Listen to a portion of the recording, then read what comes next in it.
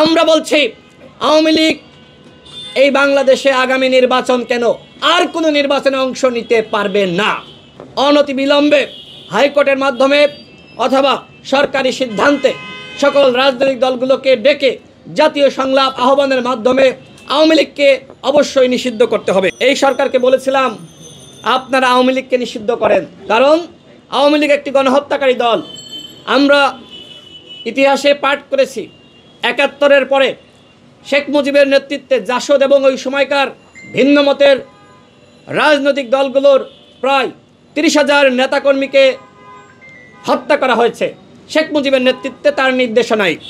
ঠিক দ্বিতীয়বার শেখ মুজিবের কন্যা শেখ হাসিনার নেতৃত্বে আরেকটি গণহত্যা চলেছে। আমরা তৃতীয়বার কোনোভাবেই আওয়ামী লীগকে এই ব্যানারে সংগঠিত হয়ে আমরা গণহত্যার সুযোগ দিতে পারি না। ইতিমধ্যে আমরা দেখেছি আওয়ামী লীগ সারা দেশে মাথাচাড়া দিয়ে উঠেছে। গতকাল তারা শেখ মুজিবের জন্মদিন উপলক্ষে সারা দেশে মিছিল করেছে, একজনও গ্রেপ্তার হয়নি। সরকার কি করেছে? গোয়েন্দা সংস্থা কি করেছে? আমরা আগেই বলেছি এই প্রশাসনকে বহাল রেখে, এই পুলিশ রেখে, এই গোয়েন্দা সংস্থা রেখে কোনোভাবেই রাষ্ট্র সংস্কার করতে পারবেন না। সরকারের উপদেষ্টারা বলেন যে 80% আওয়ামী লীগের পুলিশ। তো ভাই, আপনারা এই 80% নিয়ে কিভাবে রাষ্ট্র সংস্কার করবেন? বিপ্লবী ছাত্র জনতা যারা অভ্যুত্থানে ভূমিকা রেখেছে তারা প্রশিক্ষণপ্রাপ্ত। এই বিপ্লবী ছাত্র জনতা তারা পুলিশকে, আওয়ামী ফ্যাসিস্টকে তারা প্রতিরোধ করেছে। আর কি প্রশিক্ষণের দরকার আছে? তাদেরকে আপনারা 1 লাখ বিপ্লবী ছাত্র জনতা যাদের শিক্ষাগত যোগ্যতা আছে, সাহস আছে, সততা আছে, বিপ্লবে ভূমিকা রেখেছে, তাদের মধ্য থেকে 1 লাখ ছাত্র জনতাকে 1 মাসের শর্ট প্রশিক্ষণ দিয়ে তাদেরকে পুলিশ সহ বিভিন্ন বাহিনীতে দায়িত্ব দিতে হবে, নিয়োগ করতে হবে। আমরা সেই দাবি করছি। এখন যে কোনো ব্র্যান্ডের পুরাতন এসি বদলে নতুন ওয়ালটন এসিতে উপভোগ করুন 25% ছাড়।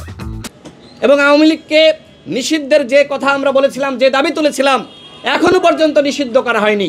বরং আমাদের প্রধান উপদেষ্টা বলেছেন, তিনি বিবিসি সাক্ষাৎকারে বলেছেন যে আগামী নির্বাচনে আওয়ামী লীগ অংশ নিবে কি নিবে না এটি নাকি তাদের দলীয় সিদ্ধান্ত।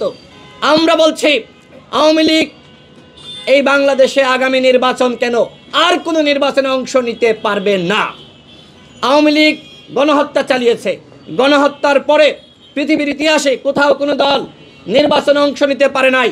যদি আওয়ামী লীগকে নির্বাচনে আমরা অংশ নেওয়ার সুযোগ দিই, তাহলে শহীদের রক্তের সাথে বেইমানি করা হবে।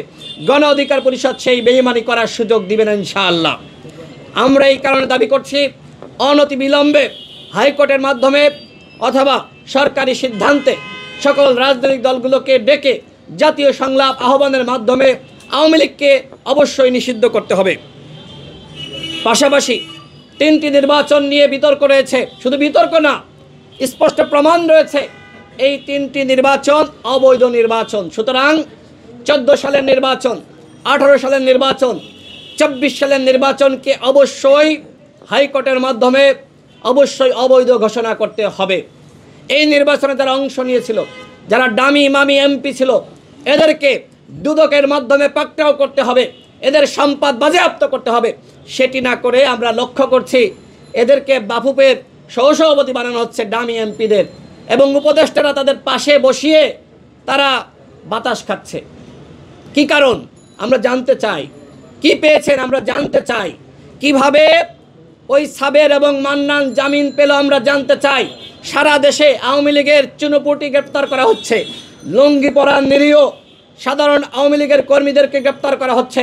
অপারেশন ডেভিল হান্টের নামে আজকে যেভাবে আমরা লক্ষ্য করছি সাধারণ মানুষকে, সাধারণ আওয়ামী লীগকে হয়রানি করা হচ্ছে, এটি কোনোভাবেই আমরা প্রত্যাশা করি নাই। আমরা বলেছিলাম যারা অপরাধী, আওয়ামী লীগের যারা গণহত্যা চালিয়েছে, দোসর, তাদেরকে আপনারা গ্রেপ্তার করেন, কিন্তু তাদেরকে গ্রেপ্তার না করে আপনারা নিরীহ আওয়ামী লীগকে গ্রেপ্তার করছেন।